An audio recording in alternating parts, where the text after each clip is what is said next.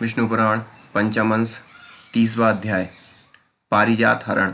श्री पराशर जी बोले, पक्षीराज गरुड़ उस वारुण छत्र मणि पर्वत और सत्यभामा के सहित श्री कृष्णचंद्र को लीला से ही लेकर चलने लगे। स्वर्ग के द्वार पर पहुंचते ही श्रीहरि ने अपना शंख बजाया। उसका शब्द सुनते ही देवगण अर्घ्य देकर भगवान के सामने उपस्थित हुए। देवताओं से पूजित होकर श्री कृष्णचंद्र ने देवमाता अदिति के श्वेत मेघ शिखर के समान गृह में जाकर उनका दर्शन किया। तब श्री जनार्दन ने इंद्र के साथ देव माता को प्रणाम कर उसके अत्युत्तम कुंडल दिए और उसे नरक वध का वृत्तांत सुनाया।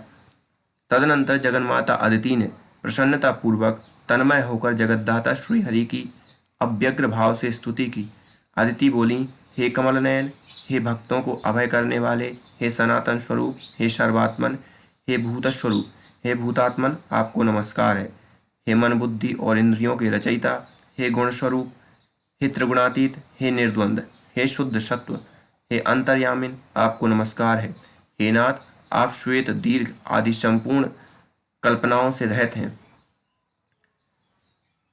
जन्मादि विकारों से पृथक हैं तथा स्वप्नादि अवस्था त्रय से परे हैं। आपको नमस्कार है। हे अच्युत, संध्या रात्रि दिन भूमि आकाश वायु जल अग्नि मन बुद्धि और अहंकार ये सब आप ही हैं। हे ईश्वर, आप ब्रह्मा विष्णु और शिव नामक अपनी मूर्तियों से जगत की उत्पत्ति स्थिति और नाश के कर्ता हैं तथा आप कर्ताओं के भी स्वामी हैं।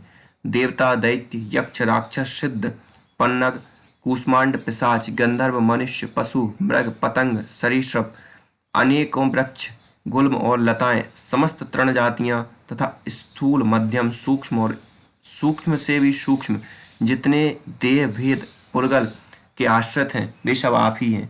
हे प्रभु, आपकी माया ही परमार्थ तत्व के ना जानने वाले पुरुषों को मोहित करने वाली है, जिससे मूढ़ पुरुष अनात्मा में आत्मबुद्धि करके बंधन में पड़ जाते हैं। हे नाथ, पुरुष को जो अनात्मा में आत्मबुद्धि और मैं मेरा आदि भाव प्रायः उत्पन्न होते हैं, वह सब आपकी जगत जननी माया का ही विलास है। हे नाथ, जो स्वधर्म परायण पुरुष आपकी आराधना करते हैं वे अपने मोक्ष के लिए इस संपूर्ण माया को पार कर जाते हैं। ब्रह्मा आदि संपूर्ण देवगण तथा मनुष्य और पशु आदि सभी विष्णु माया रूप महान आवर्त में पड़कर मोह रूप अंधकार से आवृत हैं। हे भगवान, ये पुरुष जीव के भवबंधन को नष्ट करने वाले आपकी आराधना करके भी जो नाना प्रकार की कामनाएं ही मांगते हैं, यह आपकी माया ही है।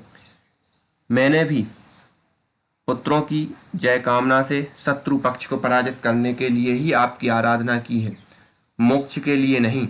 यह भी आपकी माया का ही विलास है। पुण्यहीन पुरुषों को जो कल्प वृक्ष से भी कौपीन और आच्छादन वस्त्र मात्र की ही कामना होती है, यह उनका कर्मदोष जन्य अपराध ही है। हे अखिल जगन माया मोहकारी अव्यय प्रभु, आप प्रसन्न होइए और हे भूतेश्वर, मैं ज्ञानवान हूँ, मेरे इस अज्ञान को नष्ट कीजिए। हे चक्रपाणे, आपको नमस्कार है। हे शांखधर, आपको नमस्कार है। हे गदाधर, आपको नमस्कार है। हे शंखपाणे, हे विष्णु, आपको बारंबार नमस्कार है। मैं स्थूल चिन्हों से प्रतीत होने वाले आपके इस रूप को ही देखती हूँ, आपके वास्तविक पर स्वरूप को मैं नहीं जानती। हे परमेश्वर, आप प्रसन्न होइए। श्री पराशर जी बोले, अदिति द्वारा इस प्रकार स्तुति किए जाने पर भगवान विष्णु देव माता से हंसकर बोले, हे देवी, तुम तो हमारी माता हो, तुम प्रसन्न होकर हमें वरदायिनी हो। अदिति बोली, हे पुरुष सिंह, तुम्हारी इच्छा पूर्ण हो, तुम मर्त्यलोक में संपूर्ण सुरासुरों से अजेय होगे। श्री पराशर जी बोले, तदनंतर शक्रपत्री पत्नी शची के सहित कृष्ण प्रिय सत्यभामा ने अदिति को पुनः पुनः प्रणाम करके कहा, माता आप प्रसन्न होइए। अदिति बोली, हे सुंदर भ्रकुटी वाली, मेरी कृपा से तुझे कभी वृद्धावस्था या विरूपता प्राप्त ना हो। हे अनंतांगी, तेरा नवयौवन सदा स्थिर रहेगा। श्री पराशर जी बोले, तदनंतर अदिति की आज्ञा से देवराज ने अत्यंत आदर सत्कार के साथ श्री कृष्णचंद्र का पूजन किया, किंतु कल्प वृक्ष के पुष्पों से अलंकृत इंद्राणी ने सत्यभामा को मानुषी समझकर वे पुष्प न दिए। हे साधु श्रेष्ठ, तदनंतर सत्यभामा के सहित श्री कृष्णचंद्र ने भी देवताओं के नंदन आदि मनोहर उद्यानों को देखा। वहां पर केशी निषूदन जगन्नाथ श्री कृष्ण ने सुगंध पूर्ण मंजरी पुंजधारी नित्य हार्दकारी और ताम्रवर्ण बाल पत्तों से सुशोभित अमृत मंथन के समय प्रकट हुआ तथा सुनहरी छाल वाला पारिजात वृक्ष देखा। हे द्विजोत्तम, उस अत्युत्तम वृक्षराज को देखकर परम प्रीतिवश सत्यभामा अति प्रसन्न हुई और श्री गोविंद से बोली, हे कृष्णराज, इस वृक्ष को द्वारकापुरी क्यों नहीं ले चलते? यदि आपका यह वचन कि तुम ही मेरी अत्यंत प्रिया हो सत्य है तो मेरे गृहोद्यान में लगाने के लिए इस वृक्ष को ले चलिए। हे कृष्ण, आपने कई बार मुझसे यह प्रिय वाक्य कहा है कि हे सत्य, मुझे तू जितनी प्यारी है उतनी न जामवती है और न रुक्मणी ही। हे गोविंद, यदि आपका यह कथन सत्य है, केवल मुझे बहलाना ही नहीं है तो यह पारिजात वृक्ष मेरे गृह का भूषण हो। मेरी ऐसी इच्छा है कि मैं अपने क्लेश कलापों में पारिजात पुष्प गूंथ कर अपनी अन्य शपथनियों में सुशोभित हूँ। श्री पराशर जी बोले, सत्यभामा के इस प्रकार कहने पर श्री हरि ने हंसते हुए उस पारिजात वृक्ष को गड़ोर पर रख लिया।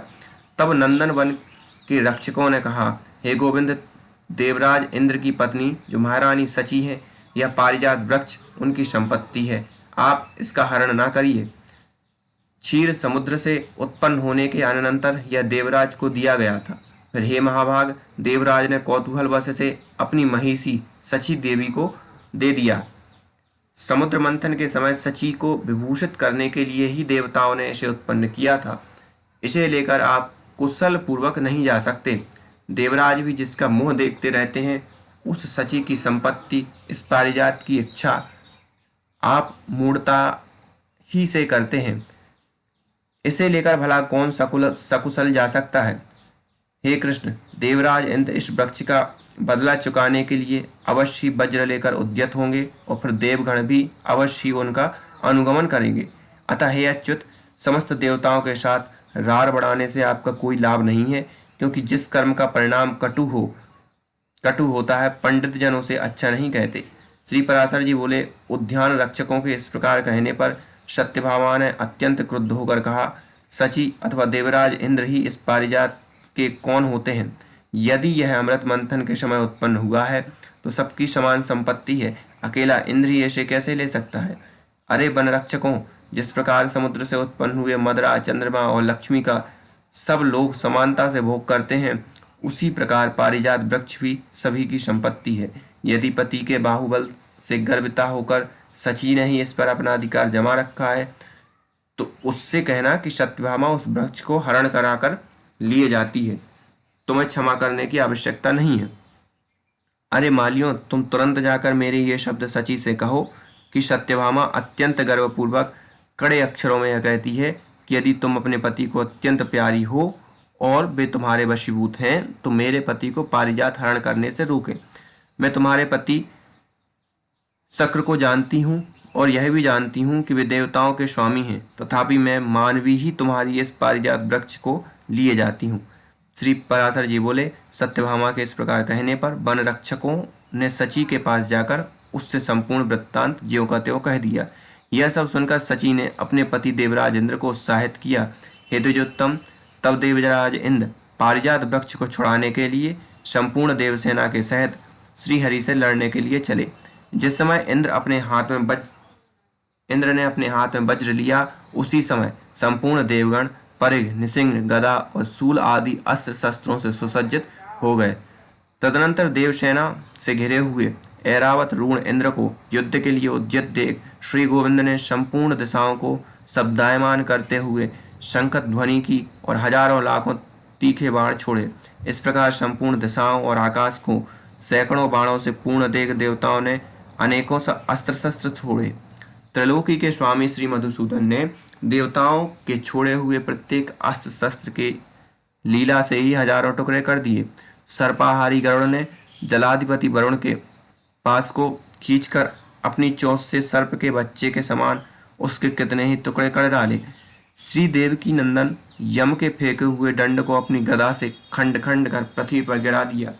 कुबेर के विमान को भगवान ने सुदर्शन चक्र द्वारा तिल तिल कर डाला और सूर्य को अपनी तेजोमय दृष्टि से देखकर ही निस्तेज कर दिया। भगवान ने तदनंतर बाण बरसाकर अग्नि को शीतल कर दिया और वसुओं को दिशा विदिशा में भगा दिया तथा अपने चक्र से त्रिशूलों की नोक काटकर रुद्रगण को पृथ्वी पर गिरा दिया। भगवान के चलाए हुए बाणों से शांध्यगण, विश्वेदेवगण, मरुदगण और गंधर्वगण सेमल की रुई के समान आकाश में ही लीन हो गए। श्री भगवान के साथ गरुड़ भी अपनी चोंच, पंख और पंजों से देवताओं को खाते, मारते और फाड़ते फिर रहे थे। जिस प्रकार दो मेघ जल की धाराएं बरसाते हों, उसी प्रकार देवराजेंद्र और श्री मधुसूदन एक दूसरे पर बाण बरसाने लगे।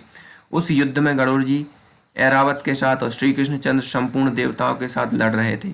संपूर्ण बाणों के चूक जाने और अस्त्र शस्त्र के कट जाने पर इंद्र ने शीघ्रता से वज्र और कृष्ण ने सुदर्शन चक्र हाथ में लिया।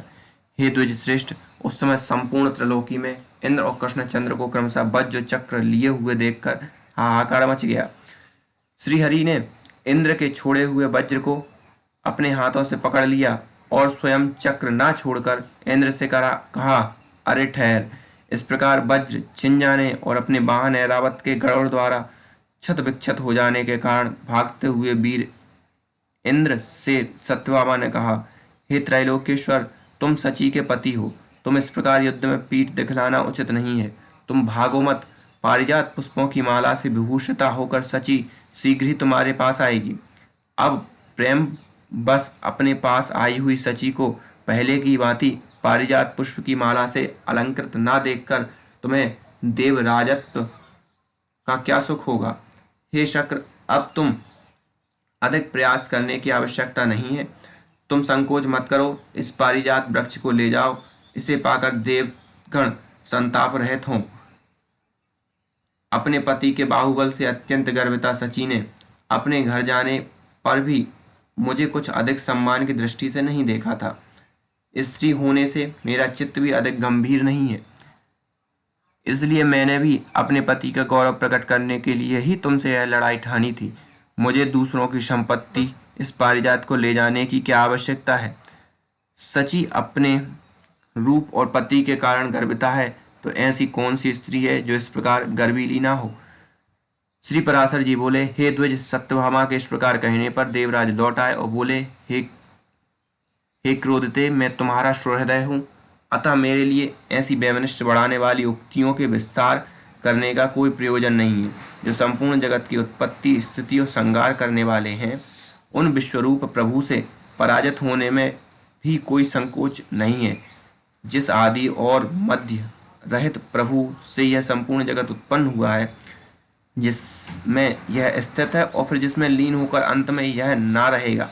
हे देवी, जगत की उत्पत्ति, प्रलय और पालन के कारण उस परमात्मा से ही परास्त होने पर मुझे कौन लज्जा हो सकती है, जिसकी अत्यंत अल्प और सूक्ष्म मूर्ति को, जो संपूर्ण जगत को उत्पन्न करने वाली है, संपूर्ण वेदों को जानने वाले अन्य पुरुष भी नहीं जान पाते, तथा जिसने जगत के उपकार के लिए अपनी इच्छा से ही मनुष्य रूप धारण किया है, उस अजन्मा कर्ता और नित्य ईश्वर को जीतने में कौन समर्थ है। इति श्री विष्णु पुराणे पंचमंसे त्रिशो अध्याय।